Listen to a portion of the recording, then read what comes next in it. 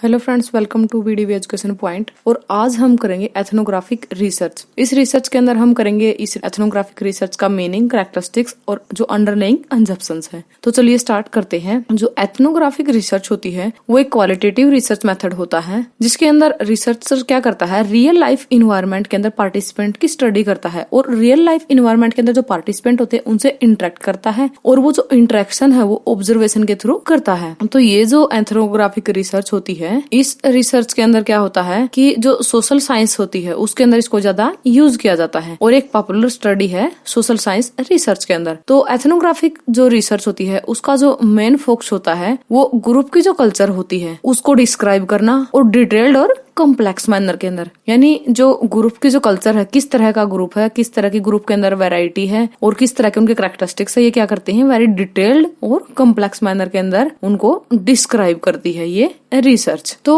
Ethnographic research क्या होती है, कभी कभी ये पूरे ग्रुप की हो सकती है और कभी कभी ग्रुप का जो सब पार्ट होता है उसकी भी हो सकती है। यानी कि इसमें जरूरी नहीं है कि हर बार हम ग्रुप की ही रिसर्च करें या ग्रुप पर ही रिसर्च करें, ग्रुप का ही डाटा कलेक्ट करें। कभी कभी जो ग्रुप का जो सब पार्ट होता है उसके ऊपर भी हम ये रिसर्च कर लेते हैं। इस रिसर्च के अंदर हम क्या करते हैं, फील्ड वर्क करते हैं, यानी कि फील्ड में जाकर हम डाटा को कलेक्ट करते हैं। ठीक है, और जो फील्ड में जाकर हम डाटा को कलेक्ट करते हैं वो मेनली कैसे करते हैं, जैसे इंटरव्यू है, सैंपल्स है, आर्टिफैक्ट है, ऑब्जर्वेशन है या फिर काफी सारे अदर सोर्सेज है जिससे हम डाटा को कलेक्ट करते हैं। और ये एथनोग्राफिक रिसर्च जो है, जो क्वालिटेटिव रिसर्च होती है उसका एक मेथड होता है या उसका एक पार्ट होता है कि कई बार ये पूछ लिया जाता है एग्जाम के अंदर, ये क्वालिटेटिव जो रिसर्च होती है उसके कितने पार्ट होते हैं। तो उसके अंदर जो एथनोग्राफिक रिसर्च भी होती है ये भी उसी का एक पार्ट होती है। क्वालिटेटिव रिसर्च का एक केस स्टडी होती है, नैरेटिव स्टडी होती है और एथनोग्राफिक रिसर्च होती है। चलिए आगे चलते हैं।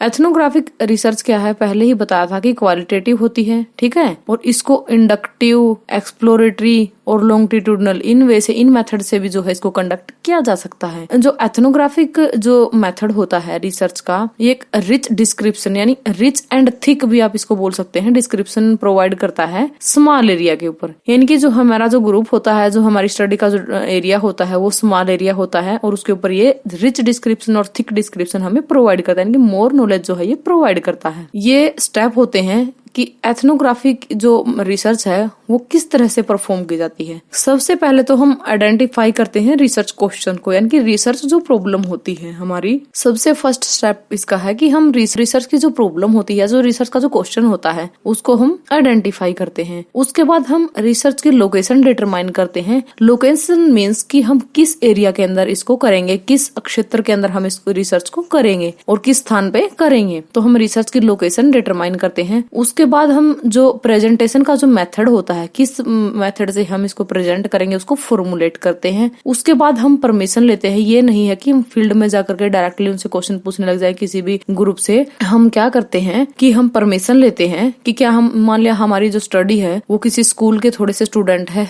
या किसी सोसाइटी के थोड़े से मेंबर है जिनके ऊपर हम रिसर्च करना चाहते हैं, तो उनसे क्या हम परमिशन लेंगे और तभी हम जो है वहाँ पे रिसर्च कंडक्ट कर सकते हैं। उसके बाद क्या करते हैं, परमिशन जब हमें मिल जाती है तो हम वहाँ पे ऑब्जर्व करेंगे पार्टिसिपेंट को और खुद भी हम पार्टिसिपेट करेंगे उसके अंदर। ठीक है, कि जो ऑब्जर्वेशन ही होती है मेनली एथनोग्राफिक रिसर्च के अंदर, तो हम उसके बाद जो ग्रुप हमने लिया उसकी ऑब्जर्वेशन करेंगे और उस ऑब्जर्वेशन के अंदर हम खुद भी क्या करेंगे, पार्टिसिपेट करेंगे। उसके बाद जिन व्यक्तियों को ऑब्जर्व किया जाना है या ऑब्जर्व कर रहे हैं उनका इंटरव्यू लेंगे। उसके बाद इन दोनों चीजों को करने के बाद हम डाटा को कलेक्ट करते हैं और उस डाटा की कोडिंग करते हैं और एनालाइज करते हैं। तो ये थे फ्रेंड्स एथनोग्राफिक रिसर्च के स्टेप।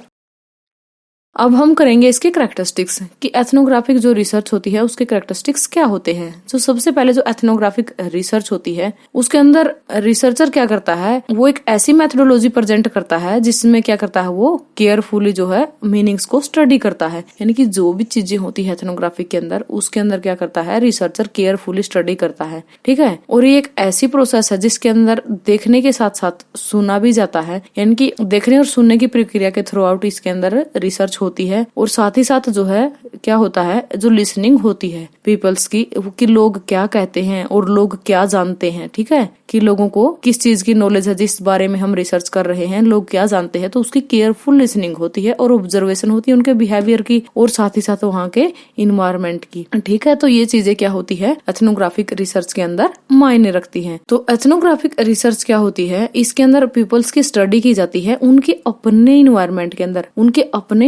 अंदर, पीपल्स की स्टडी की जाती है, और जिसके अंदर जो है पार्टिसिपेंट ऑब्जर्वेशन मेथड का यूज किया जाता है या फेस टू फेस इंटरव्यू के द्वारा डाटा कलेक्ट किया जाता है। और जो क्लासिक एथनोग्राफिक जो रिसर्च होती है उसके अंदर डिटेल्ड डिस्क्रिप्शन ली जाती है कल्चर की, यानी कि जो कंप्लीट जो कल्चर होती है उसकी डिटेल्स यहाँ पे कलेक्ट की जाती है, और उस डिटेल को कलेक्ट करके यहाँ पे उसकी डिस्क्रिप्शन दी जाती है। और ये क्या होती है, country of origin of the researcher, यानी कि जो रिसर्चर की का जो ओरिजिन है उससे आउटसाइड जो कल्चर है उसकी डिस्क्रिप्शन यहाँ पे कलेक्ट की जाती है।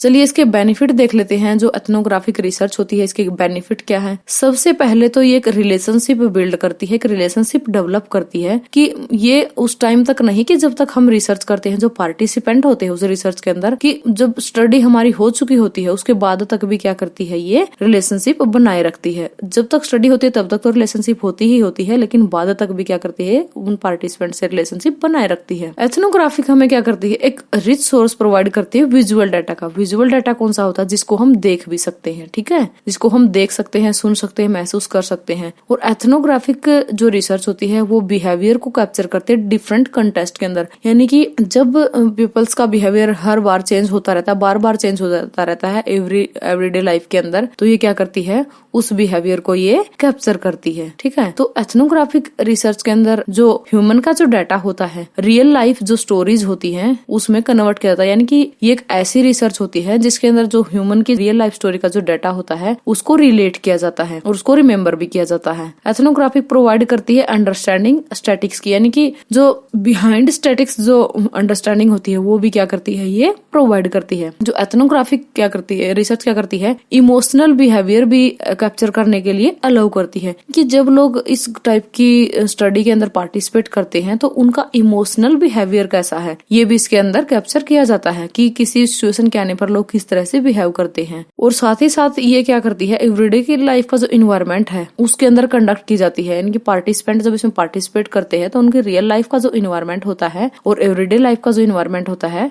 उसके ऊपर रिसर्च कंडक्ट की जाती है। और ये जो रिसर्च होती है ये इन डिस्क्रिपेंसीज को आइडेंटिफाई करती है कि लोग क्या कहते हैं और वे क्या करते हैं, यानी कि जो कथनी और करने का अंतर है वो ये रिसर्च ढूंढती है।